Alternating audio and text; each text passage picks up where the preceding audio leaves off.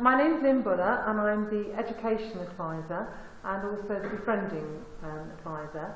Having taught for 40 years and been a school Senko for quite a long time, and a deputy head. I know as a parent with a child with Aniridia how hard you have to fight. I think what Mark was saying is absolutely true, that you need to work with teachers. Unfortunately, there are some really, really naff teachers out there, but they are in a minority, and I do firmly believe that. I think most teachers will try and do their level best, but as Mark also says, you know, you've got 1,000 children in the school, or in the school that I was in, which wasn't in a particularly deprived area. In a very small school, we had 2/3 of our children with special needs. That's an awful lot, either as a Senko to organise that, or for teachers.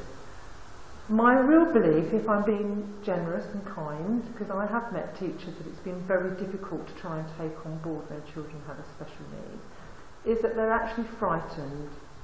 And with all of us, when we're frightened and we don't know, it's just easier to back away from it and not get involved. And I do firmly believe that a lot of teachers that I've worked with have really had that problem. And when you can actually talk them through the difficulty, they'll take it on board.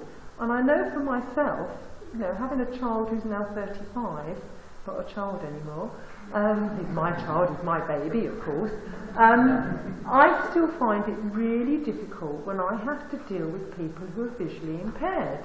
And I've grown up for all those years, and I still am anxious about it.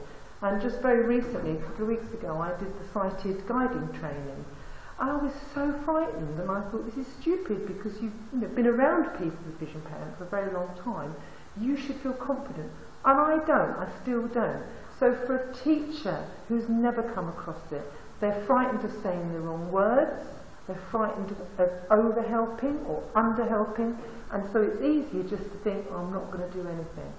And I think Mark's absolutely right. The more you can work with the schools, and you know, I think most teachers feel really happy when you can say, this is what he needs, this is what she needs, is the best way forward.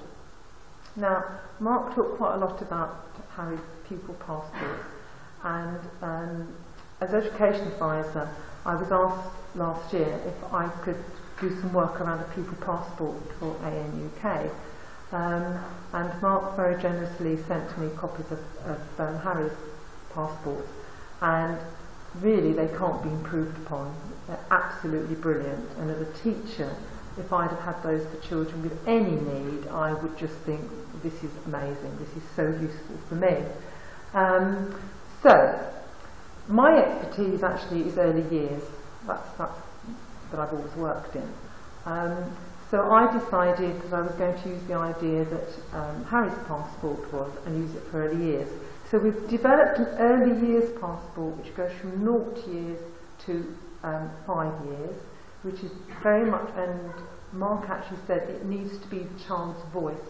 So the idea behind a pupil passport is that you do it with the child. It's not you as a parent saying, I'm going to write this about you. It's about talking to the child. And even quite young children can tell you what they need and what they want. So it's in child speak.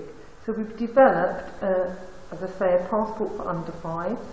And we've developed another passport which is absolutely based on Harry's passport. It's identical, I think, pretty much, except it hasn't got Harry's picture on the front.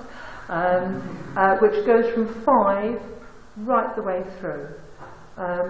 So we've got a template that shows, a sample that shows you one filled in, and the one for the over 5 is actually one of Harry's, which Harry, Andrea and Mark very kindly said that we could use as a sample.